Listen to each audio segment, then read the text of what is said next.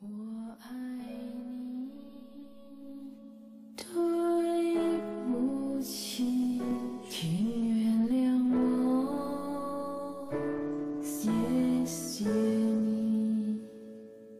我爱你，对不起，请原谅我，谢谢你。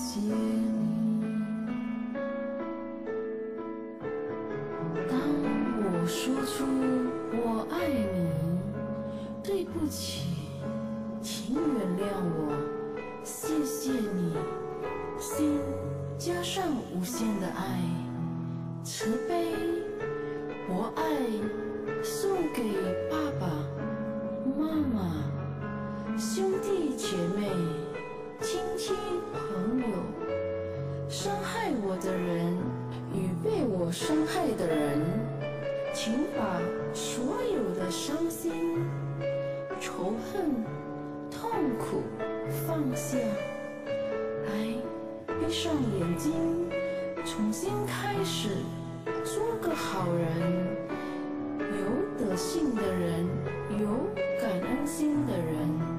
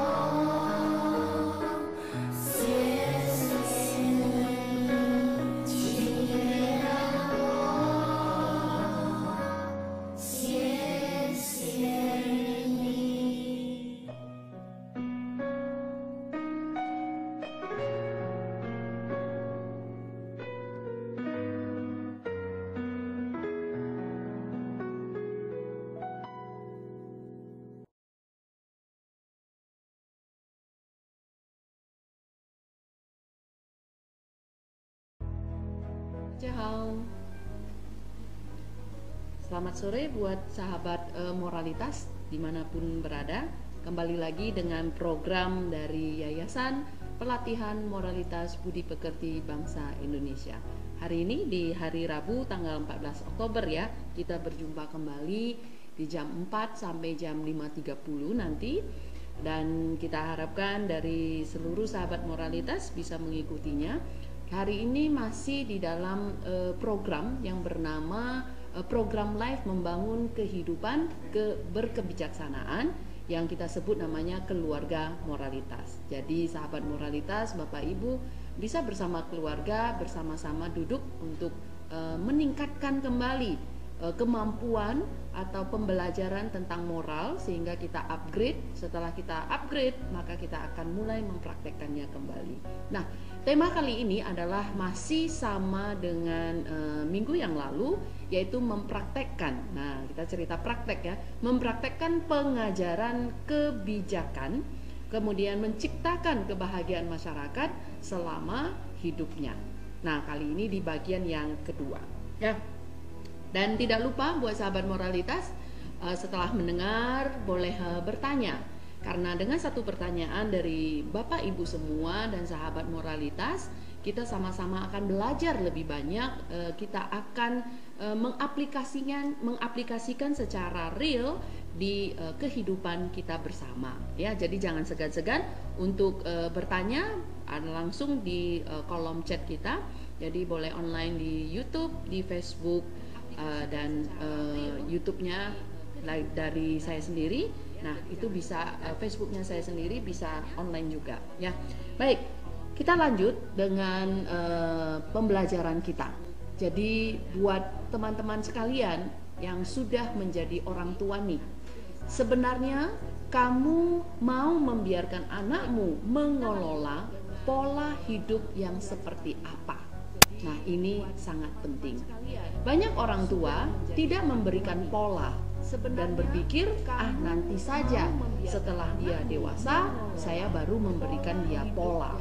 Nah, inilah yang menjadi penghambat bagi kita semua, sehingga terbentuklah pola-pola yang salah dalam kehidupan di saat anak masih kecil, dan orang tua menganggap itu belum penting. Nah, kita berharap dia dapat menjadi contoh untuk generasi mendatang, ataukah berharap dia tidak mati kelaparan saja sudah cukup. Nah, jadi kenapa kita harus membiarkan anak kita memberikan dia pola hidup? Nah, supaya apa? Apa tujuan kita? Jadi Bapak Ibu, kita dalam mengajari anak atau memberikan pemahaman, pemikiran kita itu seharusnya mempengaruhi keturunan-keturunan kita.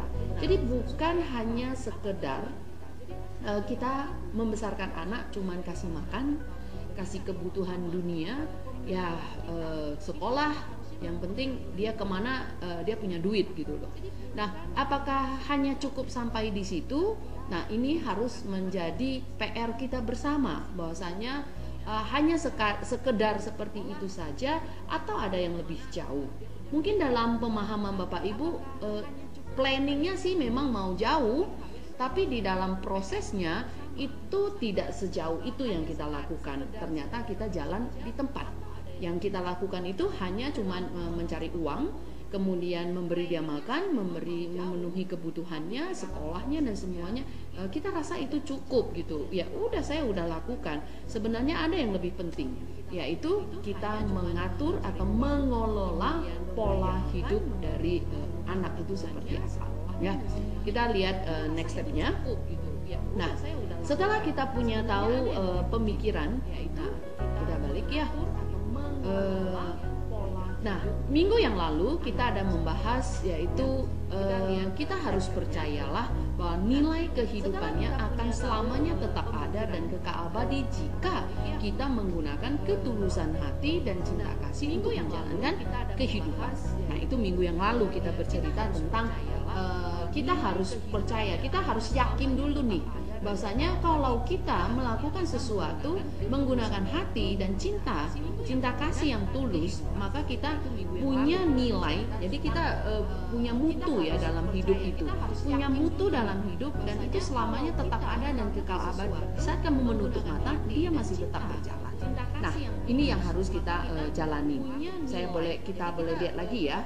Nah, maka dari itu kita harus membentuk pola.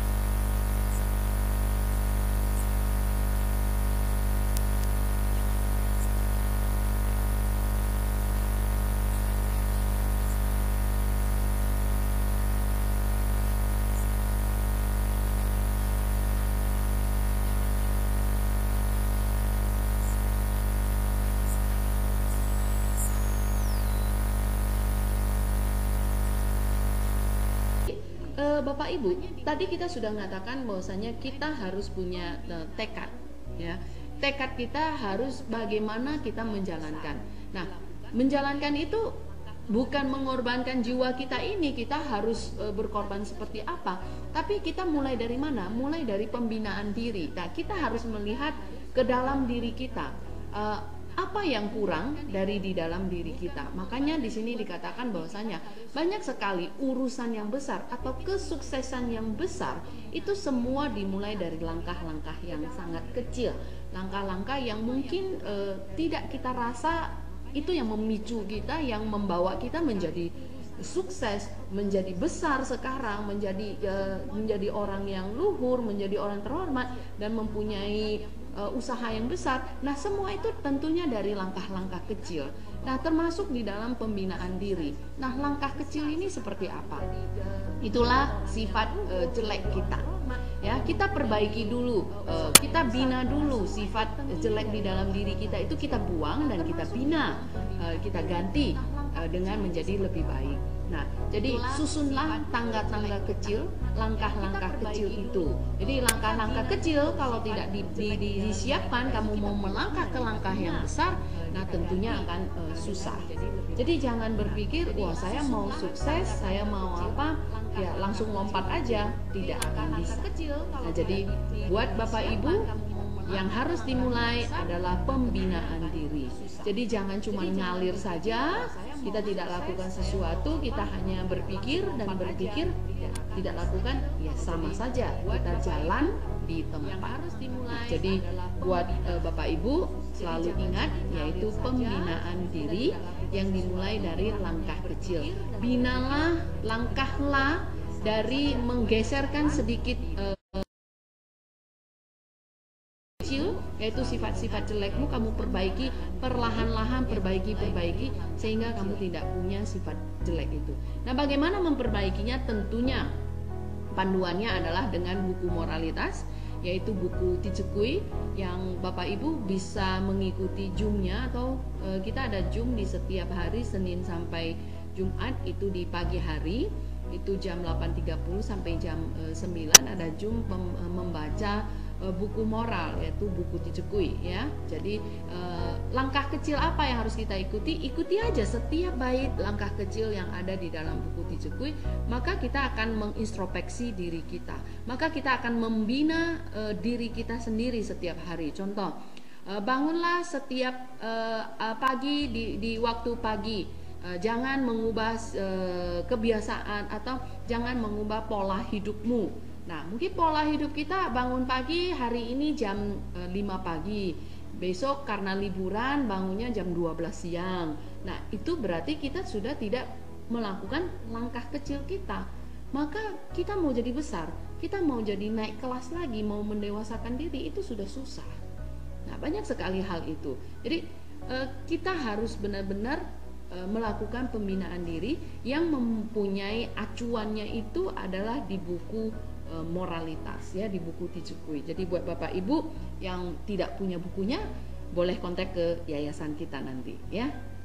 Nah, kita coba lanjut kembali.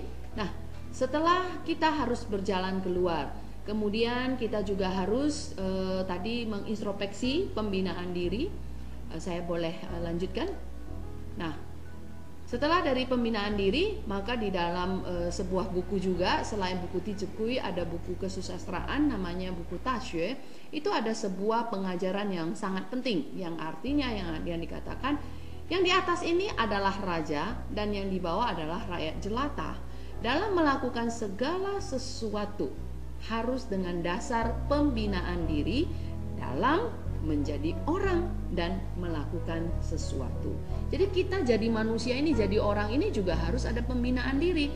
Setelah kita bisa jadi orang dan kita melakukan sesuatu hal, yaitu kita menyelesaikan satu hal, satu masalah. Nah, kita juga harus ada pembinaan diri. Jadi memberi solusi itu juga harus dibina. Bukan, oh saya hari ini punya solusi seperti ini, nah, tiba-tiba datang, nggak ada yang tiba-tiba. Jadi semuanya karena yang dipupuk, maka kita harus memakai pupuk dan bibit yang benar. Nah, dari kata ini yang mengartikan yang di atas adalah raja, yang di bawah adalah rakyat jelata. Dalam melakukan segala sesuatu harus dengan dasar pembinaan diri dalam menjadi orang dan melakukan sesuatu hal. Artinya, tidak peduli apakah dia adalah pemimpin negara ataukah masyarakat yang serba kekurangan, ingin mengatur negara dengan baik, mengatur keluarga dengan baik, dari manakah memulainya? Nah, jadi kita tidak membedakan ya, jangan berpikir, wah dia adalah sudah pemimpin, saya nggak punya apa-apanya, ya untuk apa saya atur negara, untuk apa saya atur keluarga. Nah, ini kita harus tahu dari manakah kita memulainya. Kita akan coba lihat nextnya nanti. Nah, dari manakah memulainya? Kita harus tahu bahwasanya, saya boleh di next kan? Dari manakah kita memulainya? Nah, yaitu dimulai dari meningkatkan ajaran moralitas dan pengetahuan kita sendiri. Nah, jadi saat kamu ada ajaran moralitas dan pengetahuan, maka dapat menata keluarga, menata negara, dan mendamaikan dunia. Jadi jangan berpikir, saya kan bukan pemimpin, saya rakyat biasa. Ya, tapi kamu paling tidak sudah menjadi pemimpin untuk dirimu sendiri, menjadi pemimpin di dalam keluarga, memimpin di masyarakat. Ya, paling tidak, paling minimal kamu sudah memimpin dirimu sendiri. Nah, jadi maka kamu harus meningkatkan apa? Ajaran moral dan pengetahuan sendiri. Sehingga urusan yang sangat rumit, kamu menguraikannya dengan sangat berhati-hati. Sebenarnya sangatlah mudah. Jadi kalau kita sudah mengetahui, kita punya yang namanya ajaran moralitas dan kita punya pengetahuan, maka di saat kita punya masalah, kita akan mengurainya dengan sangat hati-hati. Dan sebenarnya caranya yang mudah, sebenarnya tidak susah. Jadi kan mikirnya ini yang buat susah. Nah, suka mikir tapi tidak dipraktekkan, maka itu akan membuat kita semakin susah dalam berjalan, ya. Nah, kita boleh juga silakan boleh di next kan. Nah, sebenarnya kita sudah tahu bahwasanya cara kita bagaimana, asalkan kita punya ajaran moralitas dan pengetahuan. Nah, kita sudah memahami, mempunyai hati yang cinta, yang mempunyai cinta dan kasih. Setiap pemikirannya itu ada rasa cinta kasih. Setiap orang juga dapat welas asih. Nah, maka masyarakat akan dapat berkembang ke arah dunia yang ideal dan sempurna. Nah, kenapa sekarang kita semua berjalan, banyak dari kita berjalan itu sudah tidak di dalam keidealannya, ke yang semestinya. Nah, mungkin kalau cerita sempurna, banyak orang mengatakan ya manusia memang tidak sempurna, tapi kita boleh menjadi manusia yang lebih ideal.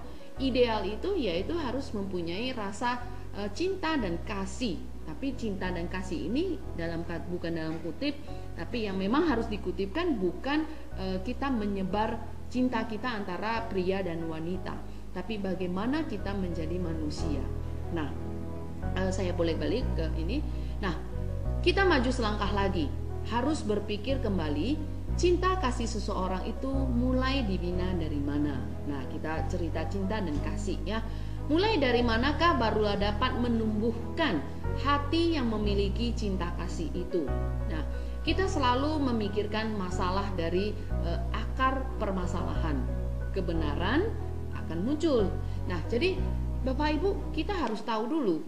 Kita mencari, bagaimana sih menumbuhkan hati yang memiliki cinta kasih itu? Nah, kalau kita selalu memikirkan masalah dari akar, maka kebenaran akan muncul. Jadi kita harus tahu sebabnya apa, barulah kita tahu akibatnya. Nah, sudah tahu sebabnya, kita akan mencari solusi supaya akibat itu tidak akan berakibat fatal. Nah, jadi kita sebagai manusia, kita harus tahu bagaimana kita menyelesaikan satu masalah. Semua dimulai dari akar permasalahan atau kita sebut sebab dari satu masalah, ya. Nah, seseorang yang terhadap orang tua saja tidak berbakti dan hormat, apakah dia akan berbakti dan hormat terhadap orang lain? Nah, jadi di dalam buku kita boleh lihat, jadi di dalam buku Xiao Jing, ya, itu adalah sutra berbakti. Ada sebuah perkataan yang disebut, katanya, tidak mencintai orang tua sendiri, melainkan mencintai orang lain, maka ini bertentangan dengan ajaran etika moralitas. Maka banyak kita melihat Bapak Ibu di luar sana yang mengatakan dia berbakti atau mencintai orang tuanya. Namun banyak hal yang dia lakukan ternyata tidak dilakukan ke orang tuanya. Nah, ini akan bertentangan dengan etika dari moralitas. Ya, kita boleh lanjut kembali. Nah, setelah kita tahu bahwasanya apakah dia akan berbakti dan hormat terhadap orang lain, saya boleh next Mas. Nah, yang artinya apa? Tidak mencintai orang tua sendiri, melainkan mencintai dan melindungi orang lain, disebut bertentangan dengan moralitas. Ini adalah hal yang tidak mungkin terjadi.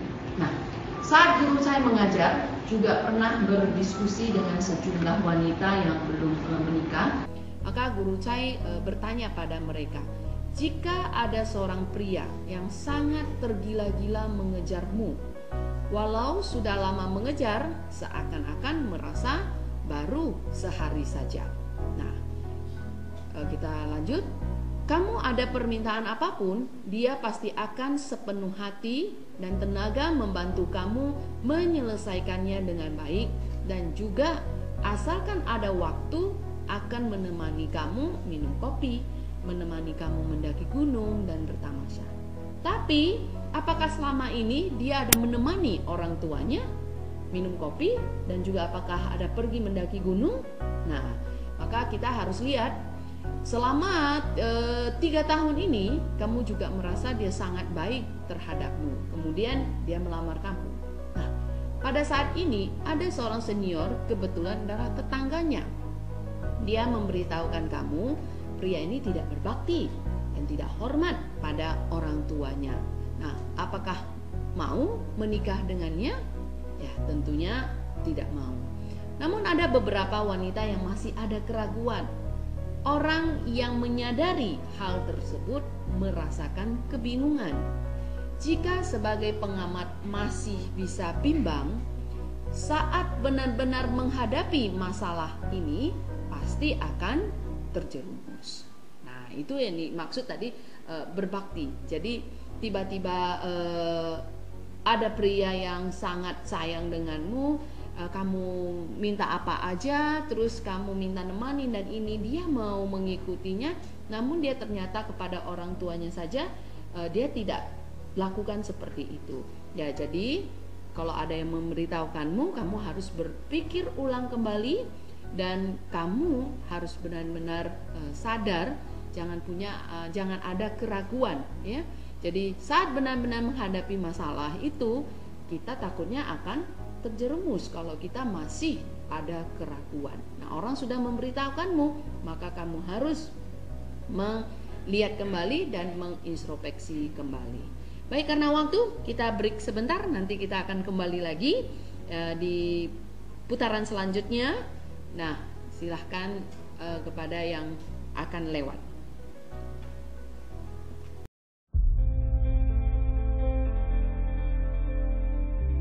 Apakah kita berbakti atau tidak? Salah satu termasuk berbakti dengan sikap yang benar itu juga adalah berbakti. Jadi berbakti ini cukup sangat sederhana dan dengan kelakuan kita setiap hari itu menunjukkan apakah kita berbakti atau tidak. Nah, sekarang porsinya kita sebagai anak. Nah, PR kita apa sebagai anak? Tentu semua dari kita punya orang tua. Nah, dalam bahasa Mandarin ada sebuah kalimat, ratusan kebaikan berbakti itu ada pada urutan yang pertama. Jadi yang artinya apa? Begitu rasa bakti ini sudah terbuka, maka ratusan kebaikan pasti terbuka. Kalau kamu di dalam hati punya rasa bakti, maka sifat menghormati, menghargai, menjunjung tinggi, dan semuanya itu akan hadir. Berhemat itu juga akan hadir di saat hatimu mulai ada bakti, yaitu ada orang tua di dalam hatimu, di dalam pikiranmu.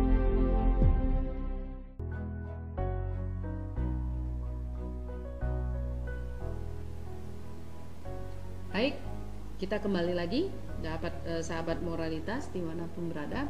Tadi kita bercerita bagaimana sikap dari orang yang menunjukkan dia berbakti pada orang tuanya, ya.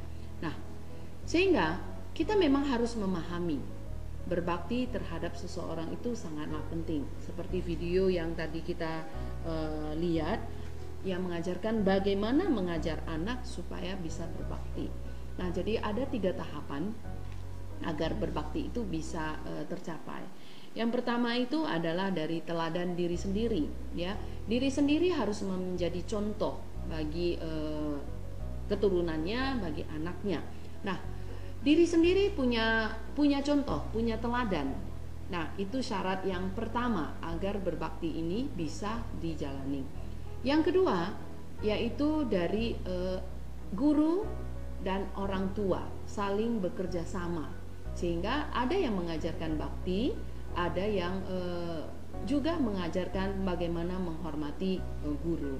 Nah, sehingga tentunya kenapa harus ini berdua antara guru dan orang tua harus bekerja sama.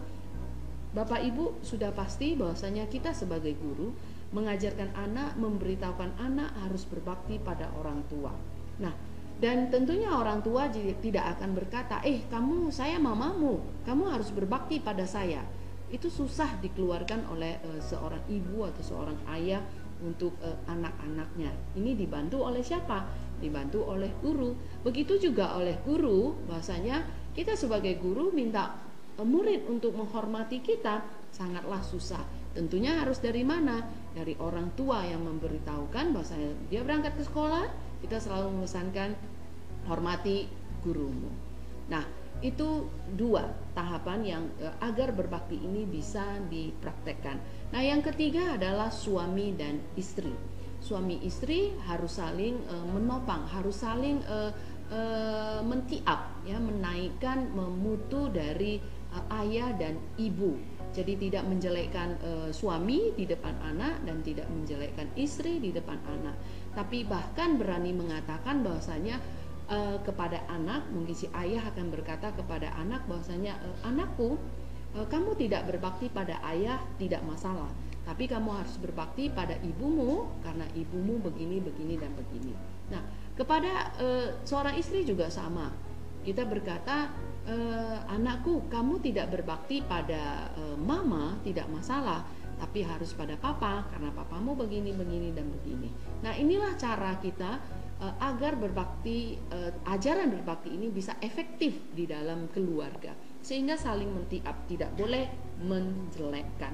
Ini akan susah mengajarkan anak untuk berbakti. Nah, saat ajaran berbakti tidak terpelajari oleh seseorang, maka perilaku rasa bersyukur dan moralitas manusia tidak akan terbentuk. Jadi jangan anggap remeh dengan ajaran berbakti ini. Kalau sudah tidak punya rasa bakti, maka rasa syukurnya juga sudah hilang dan moralnya juga akan hilang. Jadi semua di awal dari rasa berbakti. Nah, kemudian karena yang paling besar budinya kepada kita tidak melebihi orang tua kita sendiri, jerih payahnya dalam mengandung, melahirkan dan membesarkan serta jasa dalam mendidik itu sangatlah penting. Bayangkan bagaimana sih menggantikan jerih payah mengandung, ya, kamu bisa bayar gitu loh. Apakah dengan bayaranmu sudah bisa dalam waktu 9 bulan itu apa yang kamu yang diberikan oleh tentunya dari ibumu bisa kamu berikan? Nah, itu semua kamu bisa bayar dengan rasa berbaktimu. Rasa bakti itu sebenarnya sangat sederhana, mulai dari sedikit kepedulian, perhatian, menghormati. Nah, itu sudah merupakan rasa berbakti yang bisa kita berikan. Bahkan dari doa juga sudah kita bisa melakukan bakti kita kepada kedua orang tua kita. Nah, bila tidak ada tumbuh rasa bersyukur, ya, tidak tumbuh moralitasnya, apa yang akan tumbuh? Banyak sekali orang tua yang berkata, anak saya tidak belajar yang baik, juga tidak mempelajari yang jahat. Apakah ada hal seperti ini? Belajar itu sama seperti belayar, ya, dengan melawan arah aliran air. Tidak ada kemajuan, berarti itu kemunduran, ya. Nah, masyarakat sekarang ini adalah seperti sebuah tempayan yang penuh kontaminasi. Jadi seperti satu baskom, ya, tempayan yang sudah terkontaminasi. Kamu tidak segera mengajarinya yang baik, dia akan mempelajari yang jahat. Jadi jangan berpikir, nggak apa-apa, saya hari ini nggak mengajari dia yang baik, juga tidak mengajari dia yang jahat. Tapi akan apa yang terpelajari, sudah pasti dia akan belajar yang jahat. Karena yang baik itu mau dari mana dilihat begitu. Nah, sehingga guru saya pernah mengajar di tempat yang lebih terpencil. Sebagian orang akan mengira di tempat yang terpencil maka kontaminasinya akan lebih sedikit. Jadi anak-anak akan lebih polos. Namun pada kenyataannya, karena sekarang ini ada iblis yang besar, tidak peduli sejauh apapun, pasti tidak bisa lepas darinya.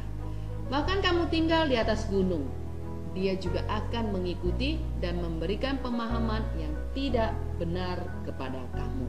Nah, sehingga kita akan lihat siapakah iblis besar ini? Nah, iblis besar ini adalah televisi, ya. Kita harus waspada. Kalau kamu tidak segera mengatakan perilaku dan pemahaman yang benar kepada anakmu, dia setiap hari akan mempelajari hal yang tidak benar dengan si iblis. Nah, mungkin sekarang ini televisi ya sudah dikatakan sudah mulai kuno, ya. Banyak orang menggunakan iblis yang lebih besar lagi sekarang ini adalah Android, ya, adalah gadget. Nah, jika kamu tidak mengajarkan dia perilaku dan pemahaman yang benar, ya, ingat ya, kita mengajarkan perilaku dan kita harus beri pemahaman, ya. Maka dia akan setiap hari mempelajari hal yang tidak benar, ya. Karena kenapa? Perkembangan teknologi hitungannya per detik. Sehingga membiarkan anak menonton televisi atau bermain gadget pasti harus memilih yang tidak mengandung kontaminasi, yaitu harus memilih siaran yang baik. Saat rasa bersyukur dan berbudi anak tidak tumbuh, apa yang akan tumbuh? Yaitu akan tumbuh untung dan rugi. Jadi anak di saat itu, kalau tadi sudah tidak berbakti, otomatis sudah tidak bersyukur, sudah tidak punya moral.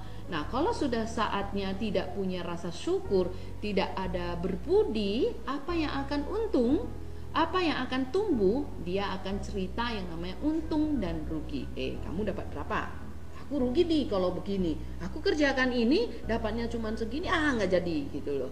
Nah, itulah disebut untung dan rugi. Nah, kalau ini kita tidak ajarkan dengan benar, maka ini akan berbahaya bagi keturunan selanjutnya dan juga bagi dirimu. Nah, yang disukainya akan dengan sepenuh hati mengejar.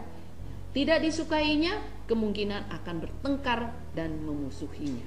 Nah, ini akan berbahaya. Perilaku anak terhadap orang semuanya adalah untuk untung dan rugi. Makanya Bapak Ibu di dalam keluarga kalau bercerita untung dan rugi akan sangat berbahaya. Beberapa minggu yang lalu kita sudah bahas di kalau tidak salah adalah di episode yang kedua, keluarga itu bukanlah tempat untuk mengajarkan atau menceritakan untung dan rugi. Contohnya kalau kamu bantuin orang tuamu menyapu, kamu dapat untung $3 dibayar nih gitu loh, 5.000 kasih untuk kamu. Kalau kamu bantu mama angkat baju, saya kasih 10.000. Mungkin Bapak Ibu itu adalah nilai yang kecil, tapi di saat itu kamu sudah mengajarkan untung dan rugi. Nah, apakah untung dan rugi dapat diandalkan? Nah, untung dan rugi akan terjadi banyak perubahan besar dalam sekejap. Hari ini tidak ada hal yang bersangkutan dengan untung dan rugi. Hubungan antar saudara masih dapat berhubungan dengan sangat harmonis. Besoknya, hanya karena harta kekayaan orang tua, kemungkinan akan segera berubah menjadi pertengkaran. Nah, itu di hubungan saudara. Ya, gara-gara untung dan rugi, maka hubungan saudara juga akan mulai retak. Ya.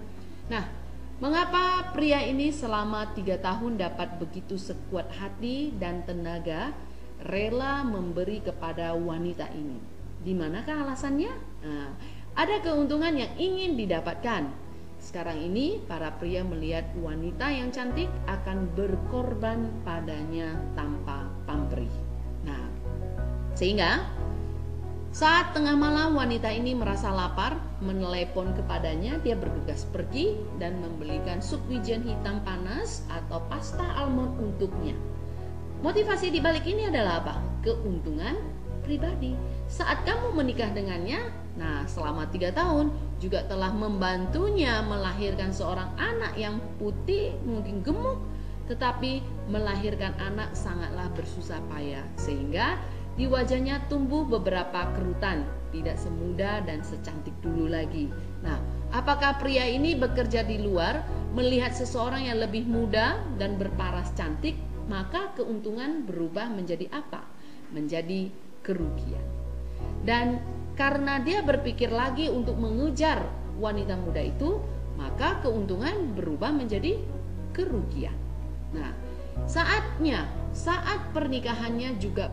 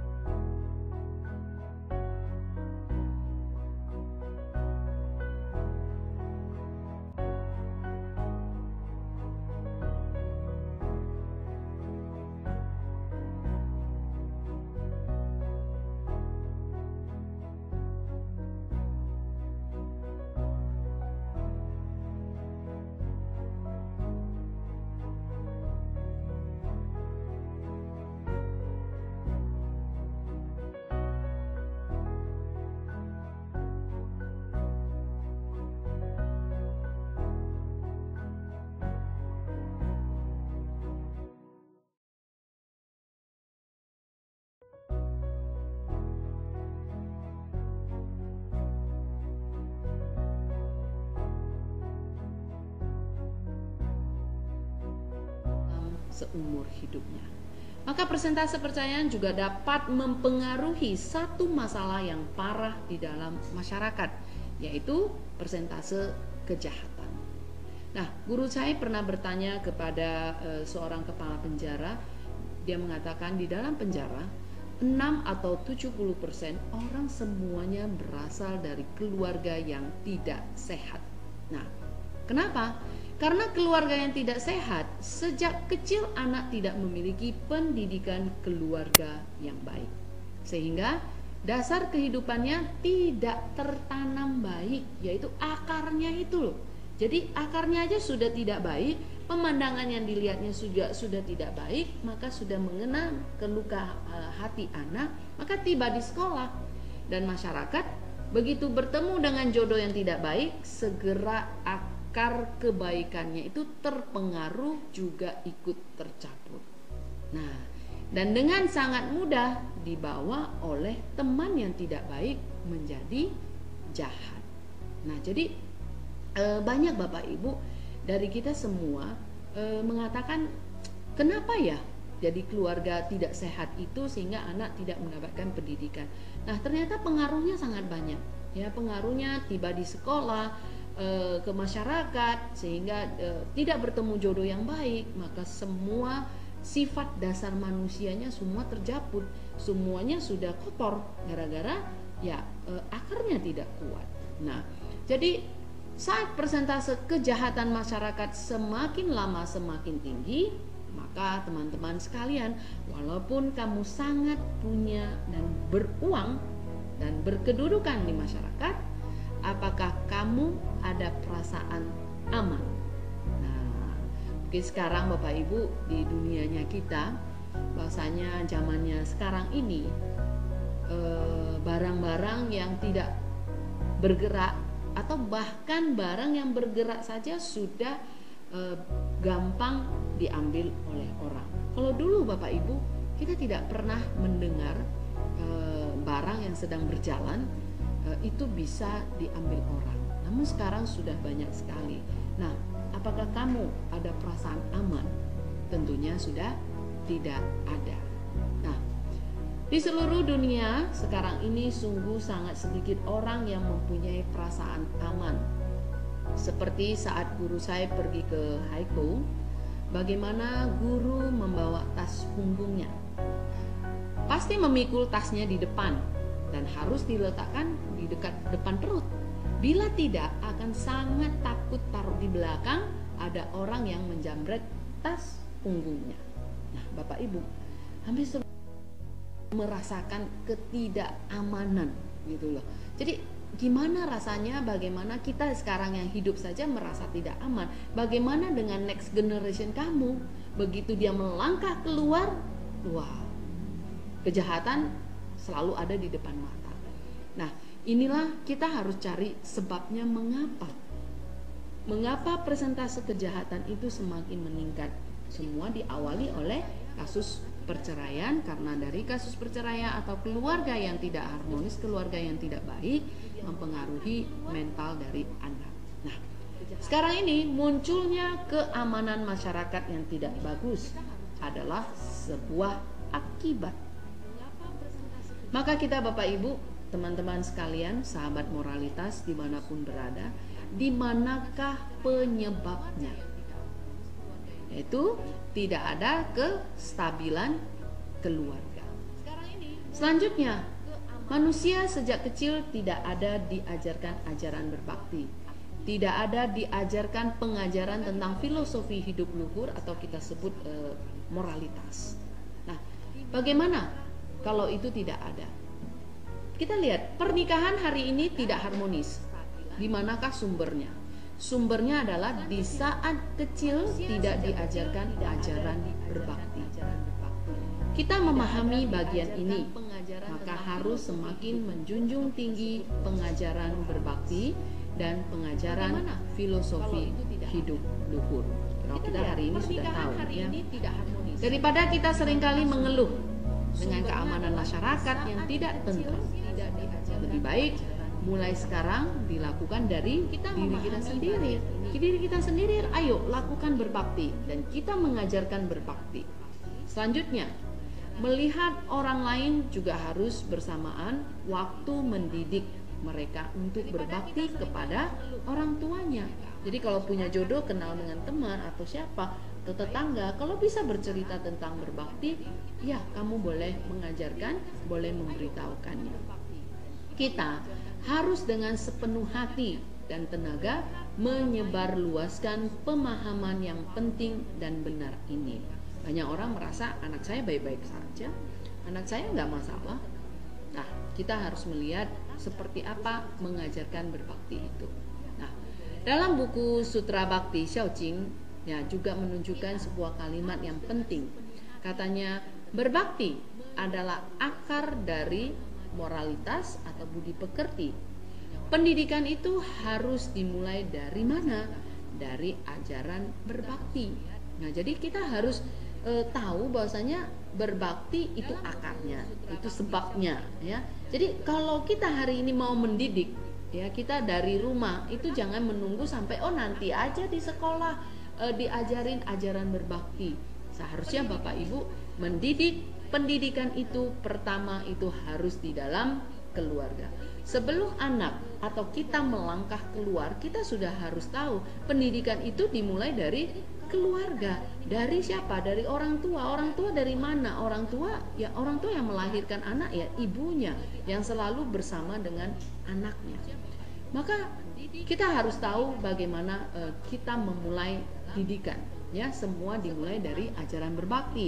Jadi didikan itu bukan dimulai dari harus mengenal angka 1 sampai 10, kemudian harus mengenal A sampai Z. Bukan seperti itu. Karena begitu pendidikan itu harus kapan dimulai? Di beberapa minggu yang lalu kita juga sudah membahas pendidikan itu semua harus dimulai dari punya kehidupan, yaitu di saat mulai ada nafas atau ada kehidupan, yaitu sudah saat bayi berada di dalam janin. Janin itu ya satu kehidupan, sudah ada jantungnya berarti ya hidup itu loh. Nah, jadi Bapak Ibu, pendidikan itu sudah harus dimulai dari sana, ya. Nah, tidak memulai ajaran berbakti, perilaku moralitas seseorang tidak akan dapat tumbuh. Perilaku ya. Jadi kalau sudah tidak berbakti, yang namanya perilaku moral, contoh perilaku moral itu emangnya apa bedanya? Perilaku moral itu yaitu menghormati, memberi perhatian, bertanggung jawab, punya kejujuran, bisa dipercaya. Nah, itu adalah rentetan dari perilaku gitu loh. Jadi kalau kamu sudah tidak ada rasa berbakti pada orang tua, yaitu kamu tidak care, tidak peduli, tidak ini, bagaimana kamu bisa punya perilaku moral? Karena kenapa? Karena kalau kamu punya perilaku moral dan kamu punya ajaran berbakti, kamu tentunya tidak akan menyakiti orang tua, maka keluarlah perilaku moralmu yang membuat hal yang tidak memalukan orang tua, karena di sana ada ajaran berbakti. Ajaran berbakti karena di dalam dirimu kamu mengingat orang tuamu, aduh kalau saya lakukan ini orang tua saya malu dong, kalau saya lakukan ini aduh orang tua saya nanti gimana, tercoret rasa mukanya. Nah, itu adalah disebut ajaran berbakti. Maka kalau kamu sudah punya hati seperti itu, tentu perilaku moralmu tidak akan memalukan orang tua. Sehingga dalam mendidik harus menitik beratkan yang namanya ajaran berbakti. Setelah akar ditemukan, maka jalan menuju berbakti sudah dekat. Jadi kita harus tahu dulu akarnya gitu, jangan menyelesaikan sebabnya. Nah, banyak dari kita melihat anak saya kenapa nakal ya, anak saya kenapa bandel ya, anak saya kenapa begini ya, sudah dikasih tahu ribuan kali kenapa seperti itu ya. Cari akarnya. Pertama pasti akarmu adalah tidak punya keteladanan. Kamu tidak memberi contoh bagaimana anak bisa melihat, apalagi di zaman sekarang. Gadget berada di tangan, terus yang dilihatin ya itu aja, dia tidak melihat dan nggak tahu dia. Nah, jadi buat kita para orang tua yang belum juga menjadi orang tua, ayo kuatkan akarmu, ya, kuatkanlah pendidikan ajaran moral ini kepada dirimu sendiri, dan tentunya nanti kamu pakai untuk keluargamu. Nah, yang disebut orang yang baik seharusnya menjalankan dasar kewajibannya yang merupakan apa? Fundamental kewajiban yang ditegakkan. Nah, ajaran moralitas di antara manusia itu akan tumbuh. Maka dalam buku kesusastraan itu di Lunyi mengatakan keindahan moralitas berbakti dan menyayangi saudara adalah akar dan fondasi dari kebaikan. Sehingga kita harus mulai dari berbakti mengajarkannya. Nah, jadi rupanya ada yang namanya indahnya moral itu seperti apa? Ada dua hal, berbakti pada orang tua dan menyayangi saudara. Jadi kalau cuma berbakti pada orang tua, tidak menyayangi saudara, itu juga termasuk tidak berbakti. Maka di dalam buku bacaan, makanya Bapak Ibu dari manapun sahabat moralitas, cobalah bisa mengikuti Jum membaca, karena di sana ada kata-kata yang memang mungkin kita lupa. Nah, jadi ayo, di sana ada mengatakan tentang hubungan antar saudara, itu mengatakan kakak mencintai adik, adik juga mencintai menyayangi saudara, menyayangi adiknya. Nah, apakah itu aplikasinya? Apakah seperti apa? Kita harus paham. Jadi kalau di rumah kamu sudah berbakti pada orang tua, di rumah kamu sudah sayang dengan orang tuamu, di rumah kamu sangat memperhatikan orang tuamu, namun kamu antar saudara selalu berperang, tidak cakapan, tidak ngobrol, tidak ini, maka orang tuamu akan bersedih. Walaupun kamu sangat berbakti kepada orang tuamu, ya. Sehingga ini yang harus kita mulai. Jadi di dalam buku Tijukui juga mengatakan mulailah menanam akar dari berbakti dan menyayangi saudara. Saat kita sebelum mulai membicarakan Ticekui terlebih dahulu harus membentuk apa? Perilaku belajar yang benar. Nah, itu dia. Nah, perilaku belajar yang benar itu seperti apa? Nah, kita akan lihat, kita boleh next kan? Nah, terlebih dahulu kita membentuk yang namanya perilaku belajar. Saat kita mempunyai perilaku pembelajaran yang benar, hasil pembelajaran pasti akan sangat baik. Yaitu yang disebut permulaan yang baik merupakan setengah dari keberhasilan. Nah, jadi kita harus tahu bahwasanya jangan berpikir, saya sudah belajar, saya sudah ini. Nah, kalau kita tidak memberitahukan, kita tidak memberikan, kita tidak belajar, maka kita tidak ada awal, ya, tidak ada permulaan yang merupakan setengah dari keberhasilan. Karena kenapa? Kita jalan di tempat. Nah, sehingga Bapak Ibu, kita harus tahu bahwasanya kalau kita belajar, dia tidak akan membohongi hasil pembelajaran kita. Yang dititik beratkan yang pertama dalam pembelajaran adalah penentuan tekad. Yang disebut berharganya pembelajaran ada pada penentuan tekad. Jadi Bapak Ibu hari ini ikut pembelajaran program live, ikut pembelajaran di mana di sana sini, pasang dulu tekadmu, atau cuman ya aku ikut-ikutan, ada program ini saya ikut, ada program ini saya ikut, semuanya saya ikut gitu. Nah, so apakah itu akan menjadi berharga? Ya, tapi cuman hanya sekedar ilmu pengetahuan. Maka ayo Bapak Ibu, hari ini jangan sia-siakan waktumu. Kita datang bersama, kita duduk bersama, kita nonton bersama, kita belajar bersama. Karena itu sudah setengah dari keberhasilan kehidupanmu. Jadi jangan merasa, ya saya harus belajar lagi, saya harus nonton lagi, saya harus apa. Nah, kita harus tahu berharganya pembelajaran. Jadi hari ini Bapak Ibu mengikuti program live ini, berharga atau tidak, semuanya terpulang dari penentuan tekadmu sendiri, ya. Karena waktu, kita break sebentar sehingga kita bisa lihat, ada yang mau lihat video yang bisa kita nikmati bersama, silahkan. Kita harus tahu berharganya pembelajaran. Jadi hari ini Bapak Ibu mengikuti program live ini, berharga atau tidak? Apakah kita berbakti atau tidak? Penentuan tekad. Salah satu termasuk berbakti dengan sikap yang benar itu juga adalah berbakti. Jadi berbakti ini cukup sangat sederhana, dan dengan kelakuan kita setiap hari itu menunjukkan apakah kita berbakti atau tidak. Nah, sekarang porsinya kita sebagai anak. Nah, PR kita apa sebagai anak? Tentu semua dari kita tentang orang tua. Nah, dalam bahasa Mandarin ada sebuah kalimat, ratusan kebaikan berbakti itu ada pada hubungan yang pertama. Jadi, yang artinya apa? Begitu rasa bakti ini sudah terbuka, maka ratusan kebaikan pasti terbuka.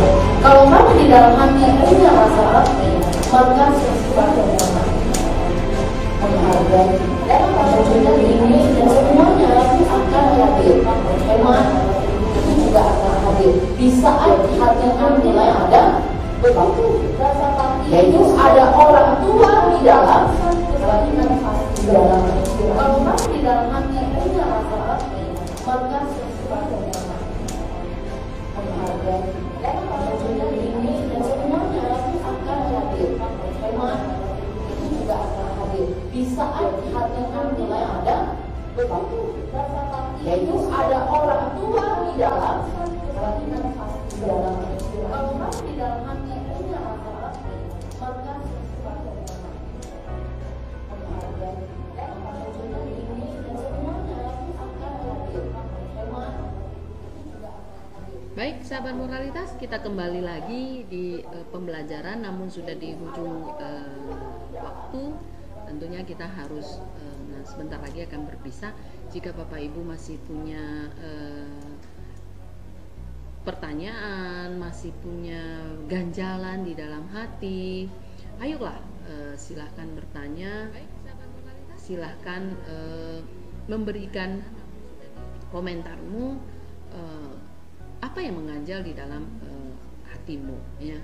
Nah, sambil menunggu pertanyaan, kita akan lanjut sedikit. Tadi bercerita masalah pembelajaran. Banyak yang merasa masih butuhkah pembelajaran? Masih butuhkah terus belajar dan belajar? Mungkin jawabannya iya, pasti, dan harus terus belajar. Masalahnya, dalam 24 jam, berapa lama kamu belajar? Nah, itu dia. Banyak yang dari kita tidak meluangkan waktu kita untuk belajar.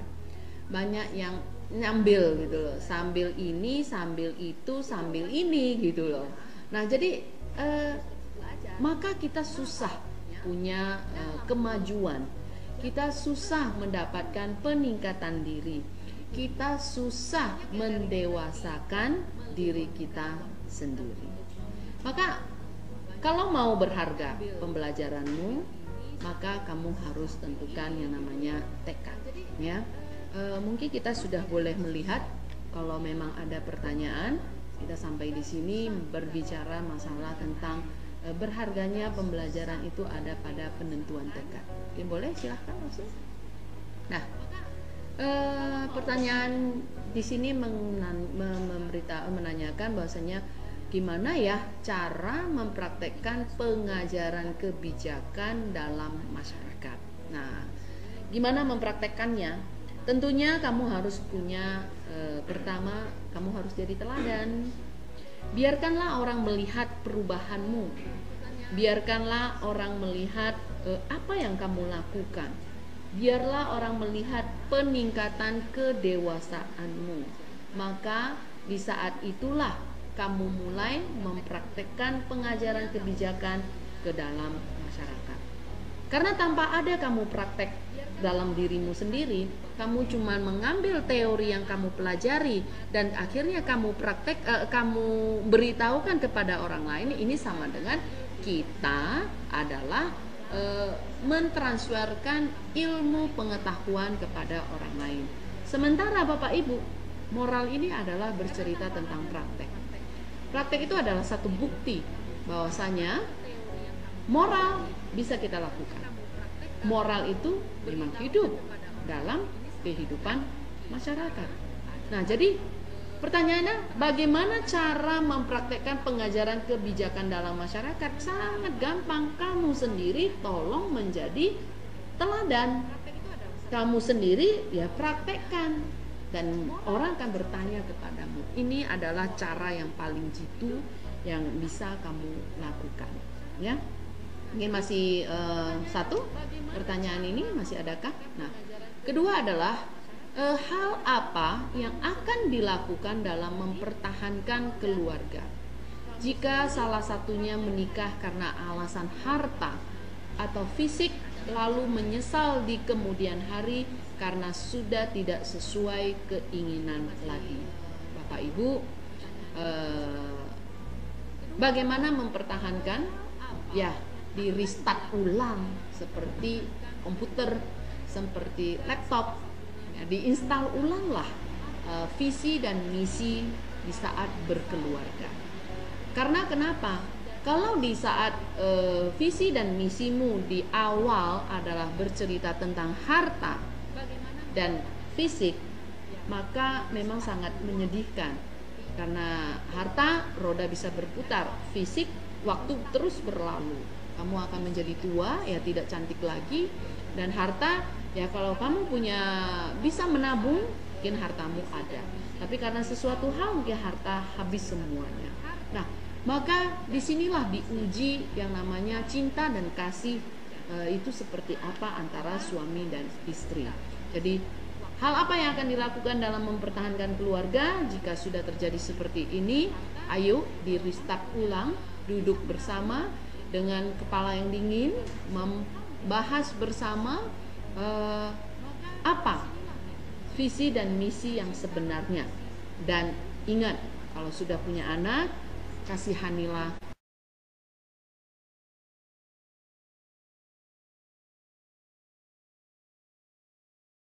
anak yang tanpa papa atau anak yang tanpa mama. Jadi buang dulu ego Itu kan karena tadi alasannya ego kan, ego karena alasan dia menikah karena harta atau fisik. Ya kesampingkan dululah ego itu. Lihat next generationmu, yaitu anak-anakmu, dan duduk bersama.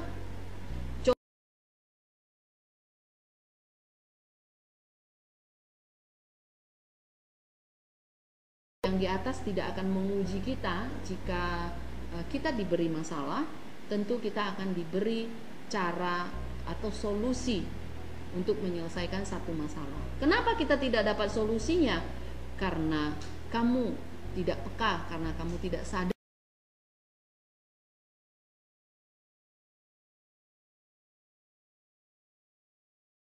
solusi. Nah, maka kembali lagi, kamu harus kembali kemana? Ke belajar. Tentukan tekad. Maka di saat belajar itu tentukan tekad. Saya harus bisa apa? Saya bisa menerapkan yang ini. Misalnya hari ini belajar dapat satu kalimat. Ya kamu harus punya tekad. Saya harus punya tekad. Saya harus mempelajari yang ini. Saya harus mempraktekkan yang ini. Hari ini dapat satu kalimat. Nggak usah banyak Bapak Ibu.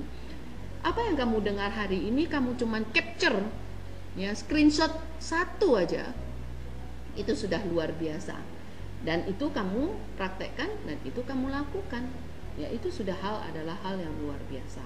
Jadi jawaban di sini adalah duduk bersama, review kembali visi dan misi, ajak duduk bersama, lihatlah nasib dari anak-anakmu. Ya. Ini yang kedua, apakah ada yang bertanya lagi? Nah, ada yang mau bertanya, katanya bagaimana mempertahankan spirit, ya, semangat kita saat belajar moral dan mulai mengaplikasikannya. Tapi kita digoda oleh kebosanan. Kadang timbul pikiran gitu aja ya, yang membuat kita tidak fokus. Nah, kebosanan itu adalah iblis juga. Sehingga kamu harus tahu kalau kebosanan datang, kamu harus mikir. Nah, kadang kita tidak mikir, cuman pakai perasaan, maka si iblis datang menggoda perasaanmu. Bosan, tidur aja deh kamu gitu loh. Udah, aja tidur aja, anggap aja kamu lagi sakit atau apa. Nah, kamu harus ngeh, kamu harus tahu, iblis datang nih. Maka kita punya niat. Nah, kembali kepada niat dan tekad. Nah, tekadmu apa? Kalau si iblis datang menggoda, yaitu alias kebosanan itu datang, kamu buka kembali. Maka buka kembali catatanmu. Maka catatan itu ditaruhlah di mana-mana dalam arti catatan tekadmu. Jangan catatan satu buku terus kamu tempukan aja juga nggak pernah kamu lihat. Tapi tekadmu, kamu belajar demi apa? Seperti tadi kan kita kembali tadi.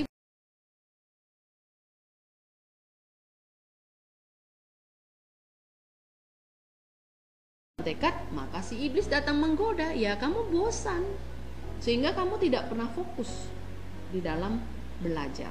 Nah, jadi pasang dulu tekadmu, buka kembali tekadmu itu seperti apa. Kalau tekadmu cuma aku sekedar aja kok, memang sudah PR-ku disuruh belajar ya belajar, ganti tekadnya. Kalau kamu cuma sepenggal begitu tekadnya, misalnya tekadnya untuk hidup, aku udah dapat makan, udah dapat baju, bisa beli makanan, bisa ini, ya udah cukup. Ya, maka kamu akan hidup dengan kebosanan. Ya, sampai 10 tahun kamu ya bosan, hidupku ya gini-gini aja. Cuma dapat makan, bisa beli baju. Jadi kita tidak exciting dalam kehidupan kita. Nah, maka sangat dibutuhkan untuk mempertahankan spirit di dalam saat kita belajar.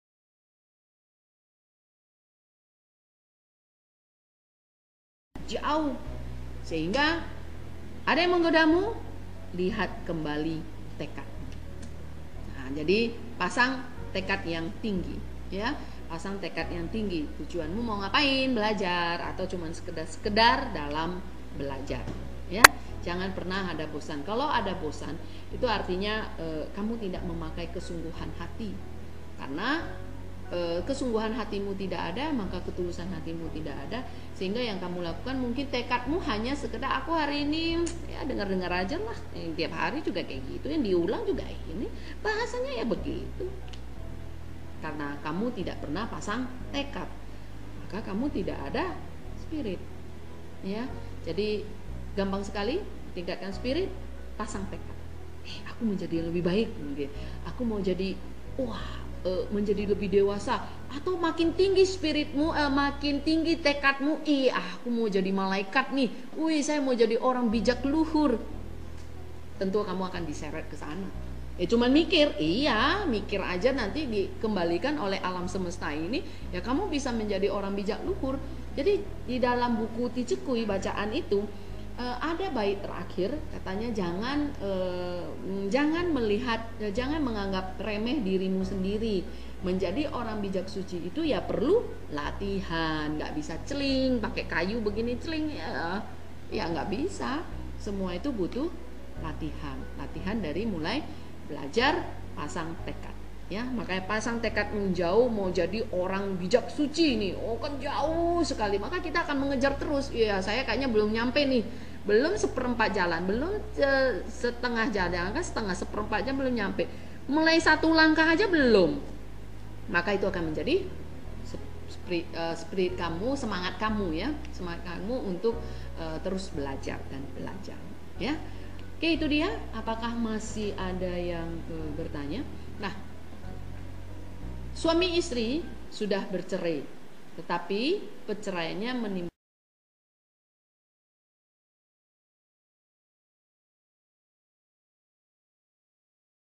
menyatukan orang tuanya, yaitu menyatukan dalam arti tidak saling membenci lagi. Bagaimana cara anak? Nah, berarti kita posisinya adalah sebagai seorang anak, ya. Nah, kalau sudah bercerai, di dalam perceraian pasti ada kebencian yang saling menyalahkan. Nah, anak mungkin akan tahu, dan beruntung jika anak yang anaknya bisa menyatukan orang tuanya.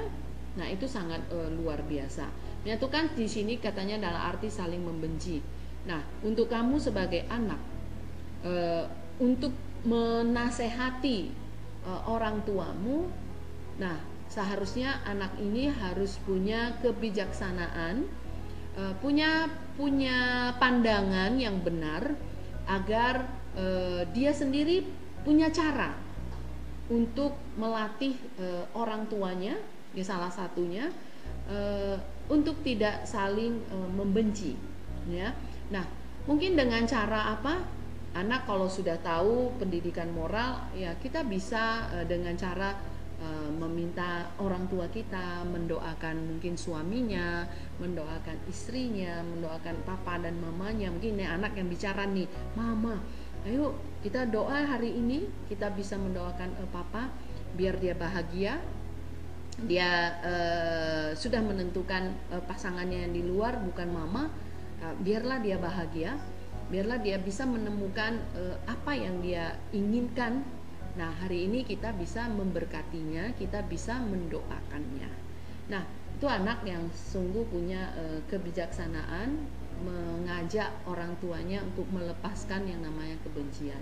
Nah, mungkin dengan cara-cara tadi berdoa, memberkati. Di dalam pembelajaran moral itu ada yang namanya, kita selalu menggunakan yang universal. Itu ada 4 kata yang kita sebut, ada I love you, I'm sorry, please forgive me, thank you. 4 kata ini sebenarnya sangat jitu untuk mengobati luka batin yang sangat mendalam, agar kita bisa memaafkan orang lain, kita juga bisa dimaafkan oleh orang lain. Terus aja, hanya butuh keyakinan bahwasanya itu akan menenangkanmu, bahwasanya itu akan memberikan hasil yang akan direspon oleh alam semesta. Bahwasanya begitu kamu mengatakan I love you, satu energimu akan terus mengembang, akan terus berjalan, menggetarkan getaran itu kepada orang-orang yang pernah berjodoh denganmu. Jadi seperti inilah cara kita. Nah, selain itu bisa, selain 4 kata ini bisa melalui iman masing-masing, ya, bisa melalui cara yang iman yang masing-masing, Kemudian selain memberkati, banyak dari kita untuk belajar melihat masalah. Jadi belajar untuk tidak saling menyalahkan atau mencari kambing hitam. Nah, caranya adalah mengajak orang tuanya untuk mengalah. Misalnya nanti sudah bercerai antara anak dan orang tua, itu misalnya nanti di dalam kehidupan itu mendapatkan satu masalah atau satu kondisi yang memang harus mengalah. Nah, disitulah anak bisa memberitahukan kepada orang tuanya bahwasanya seperti ini loh Ma. Nah, tadi Mama sudah mengalah nih, sudah ini. Ayo, mungkin dengan cara apa mengalah? Mungkin tersenyum dulu, tidak marah dulu. Nah, inilah cara dari anak itu untuk memberikan pemahaman kepada orang tua di saat orang tua itu punya rasa benci antara suami dan istri. Nah, jadi berkati, kemudian baik secara universal atau iman. Kemudian jika dalam kehidupan terdapat masalah yang harus diproses, memberikan semangat, memberikan contoh, ya, memberikan kata semangat untuk orang tua, bahwasanya kamu bisa loh untuk memaafkan. Jadi bertubi-tubi terus diajak, dan itu wajib berulang-ulang dan ulang. Jadi tidak bisa sekali, 2 kali, berapa lama? Apakah misalnya memakai 4 kata? Apakah cuma 1 hari, 2 hari, sebulan, setahun? Itu belum tentu. Tergantung semuanya pada hatimu. Pada hatimu apa? Pada hatimu di saat melakukan. Karena kenapa? Hati kita menentukan.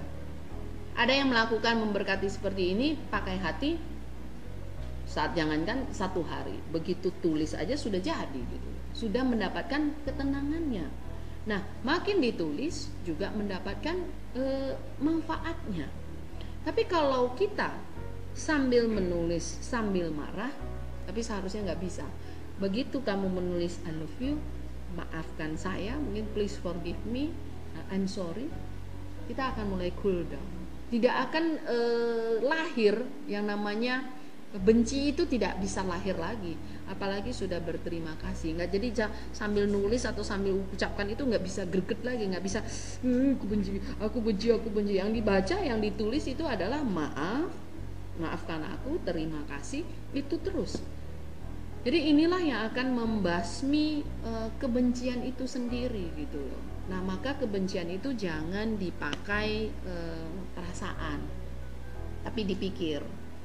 Kenapa? Di saat kita tahu kebencian itu akan melukai dirimu, maka mulailah punya pandangan, buka pandanganmu, berpikir, oh iya, kalau saya benci berarti nanti melukai hati saya, kemudian melukai semangat saya, kemudian melukai anak-anak saya, kemudian melukai kesehatan saya. Nah, itu terus kita berpikir. Jadi bukan memikir aku benci, pakai kata apa nih? Keluarkan lagi, aku benci, pakai kata apa nih? Jadi di sini berpikir benci dan kepengen mengeluarkan kata benci itu dengan sebanyak-banyaknya alasan. Nah, sebenarnya kita hanya mengubah di sini, ubah katanya, ubahlah cara kamu mengingatnya gitu loh, ubah caranya gitu. Jadi kita punya cara seperti ini. Kita mengatakan ini di depan punya tekan gitu loh ya, ini ada poin-poinnya. Sementara di belakang ini tidak ada, dan kita selalu ngotot bahwasanya ini ada. Saya bilang nggak ada, ini ada, ini tidak ada, ya sampai 1000 tahun kalau cuma megangnya begini aja ya juga nggak akan kelihatan. Maka di saat kita suami dan istri sudah terjadi kebencian seperti ini, ya boknya diputarlah dikit. Oh iya, di samping ada pemandangan yang berbeda. Begitu putar kembali, oh iya, rupanya di belakang ini nggak ada tombolnya, di depan ini ada tombolnya. Nah, inilah cara kita berpikir yang tadi saya bilang tadi. Karena di sini cara berpikir membenci, ya diputarlah, diputar. Oh, akhirnya kita memutar hal yang positif, jangan memutar mencari kata yang negatif. Nah, kalau semakin bisa, maka gunakan 4 kata. Kalau belum bisa mencari kata yang positif ya, nah, arti mencari kata kebijaksanaan, karena mau dilontarkan kan nggak bisa nih. Kalau nggak bisa, ayo berkati aja dulu deh, doain aja dulu. Pakai 4 kata tadi, pakai I love you, I'm sorry, please forgive me, thank you. Itu aja terus digaungkan, nggak usah mikir yang lain. Kita ini lebih banyak keponya kalau di pikiran ini, lebih banyak mikirnya, weh kamu keluarin 1 kata, aku nanti balasnya 10 deh gitu loh. Oh kamu keluarin 5 kalimat, aku nanti balasnya 30 gitu loh. Jadi kita capek di sini mikirin mau balasnya apa gitu loh. Daripada capek memikirkannya, kita lebih baik terus menggunakan 4 kata. Maka Bapak Ibu, 4 kata ini di saat tidak ada masalah, tolonglah diakumulasi, tolonglah terus dipakai, sehingga 4 kata ini tergantung di mulut. Jadi asal buka mulut, I love you, I'm sorry, please forgive me, thank you. Gak ada masalah pun, iya I love you, I'm sorry, please forgive me, thank you. Karena kenapa? Kamu berterima kasih hari ini gak punya masalah, dan hari ini kamu belajar mencintai orang banyak. Nah nanti tibanya ada masalah, mulut kita ini, pikiran kita ini sudah otomatis akan berpikiran positif, akan berpikiran untuk mencari solusi yang ada. Jadi bukan untuk menyalahkan kenapa ini terjadi, dan ini akan menjadi kita semakin terpuruk. Ya, jadi kebencian itu sangat mengerikan. Kalau Bapak Ibu punya waktu untuk mengikuti pelatihan kita ada pelatihan 5 hari yang akan menjelaskan secara mendetil tentang 4 kata ini, yaitu I love you, I'm sorry, please forgive me, thank you. Bapak Ibu boleh hadir, karena di situ kita bisa melihat apa yang terjadi di saat kita membenci, di saat kita berpikiran negatif, di saat kita melakukan hal yang negatif, apa yang terjadi dengan sel di dalam tubuh kita ini. Nah, ini akan sangat berbahaya jika kita tidak tahu. Tapi di saat kita sudah tahu, nah, selalulah sadar bahwasanya itu memang benar adanya, dan kita yakin itu memang benar adanya. Nah, setelah kita yakin itu benar adanya, ya, kita maka tidak akan melakukan hal yang akan merusak sel di dalam tubuh kita. Maka kita akan mulai mencari cara untuk mengubah karakter kita, untuk menaikkan hal yang positif, pikiran yang positif di dalam diri kita. Maka kita akan terus mencari kebenaran. Maka pakailah cara, maka saya selalu ingatkan, sedia payung sebelum hujan. Jadi jangan berpikir saya sekarang nggak masalah, saya tenang-tenang aja. Ya, simpan dulu, siapkan dulu payungmu, simpan dulu semua kebaikanmu, yaitu semua kebijaksanaanmu, semua kebenaranmu, simpan dulu. Suatu hari masalah datang, kamu akan tinggal searching, kamu akan buka dan pakai. Kalau kamu tidak punya cara itu, maka di saat masalah datang, kamu akan menjadi sangat-sangat terpuruk, sehingga itu menandakan tabunganmu sudah kurang.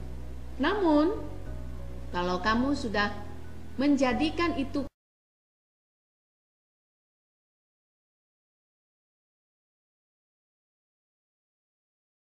saya sudah sediakan payung gitu loh. Jadi kalau tidak ada masalah, saya sudah terbiasa mengatakan 4 kata. Ya udah, jadi dia akan terus mengiang-iang, sehingga tidak ada pelarian nantinya. Tidak akan melakukan hal kejahatan di saat kebencian itu datang atau di saat kamu terpuruk.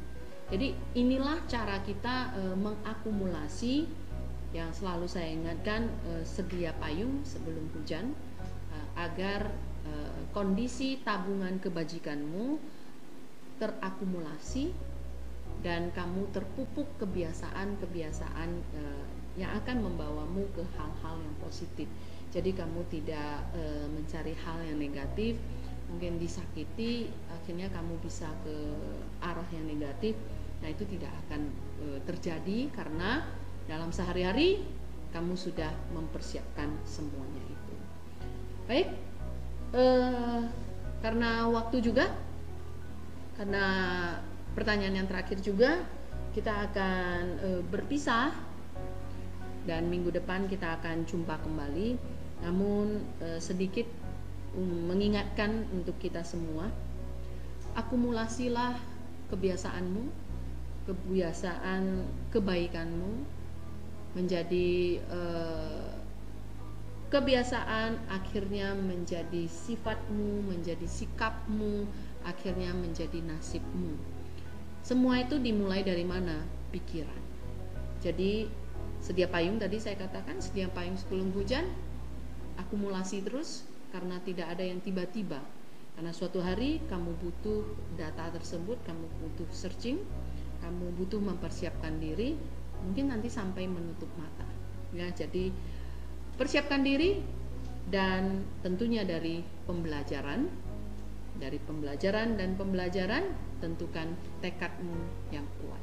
Terima kasih, selamat sore dan salam moralitas.谢谢大家。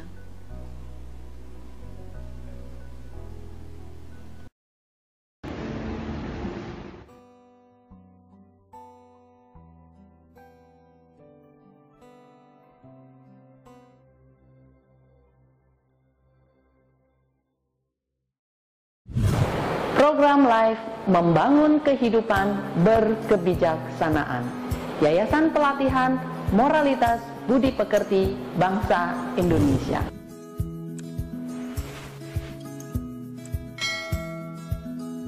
Halo sahabatku dimanapun engkau berada, apa kabar?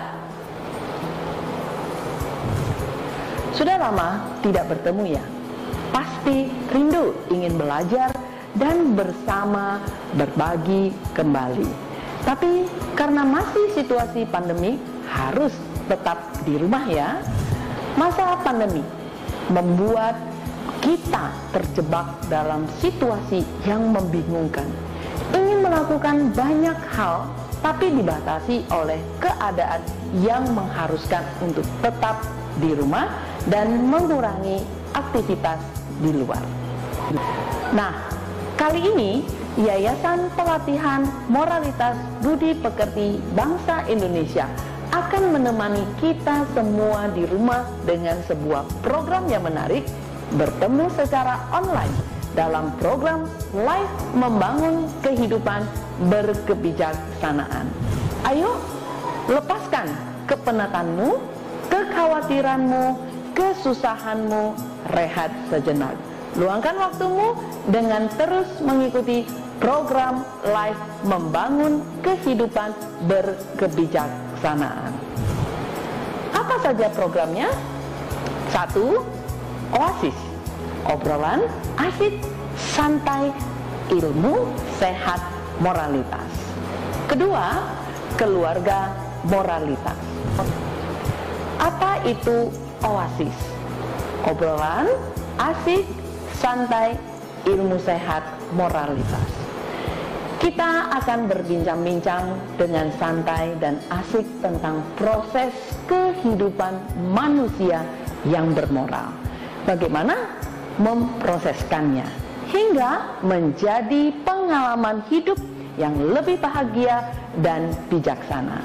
Pastinya dengan prinsip-prinsip kebenaran yang sudah dipraktekkan oleh orang-orang luhur, juga telah terukur oleh waktu dan ruang, yang tentunya menarik dan berharga untuk kamu pelajari walaupun berada di rumah. Ikuti Oasis ini secara live setiap hari Senin pukul 4 sampai 5.30 live di YouTube dan Facebook. Peserta dapat bertanya secara langsung melalui chat live. Yuk segera bergabung di YouTube dan Facebook kita berikut ini.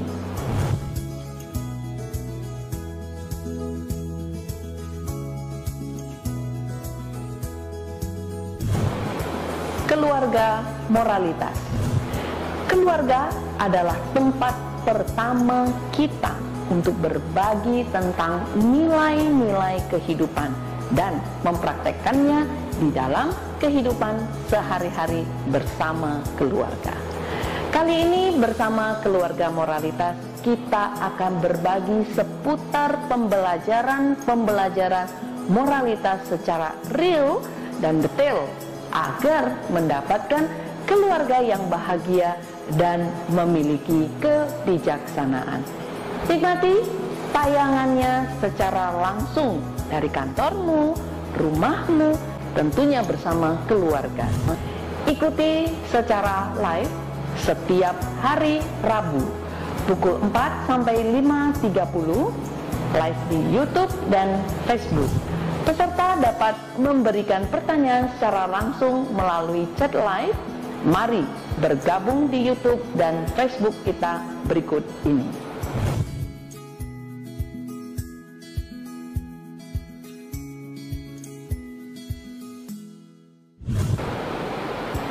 Yuk, klik and join with us. Waktunya membangun kehidupan yang berkebijaksanaan dan bahagia. Mari belajar bersama, share dan ajak teman-temanmu agar mereka juga bahagia. Untuk menjadi orang bijak hanya bisa dicapai dengan melatih diri. Terima kasih, salam moralitas.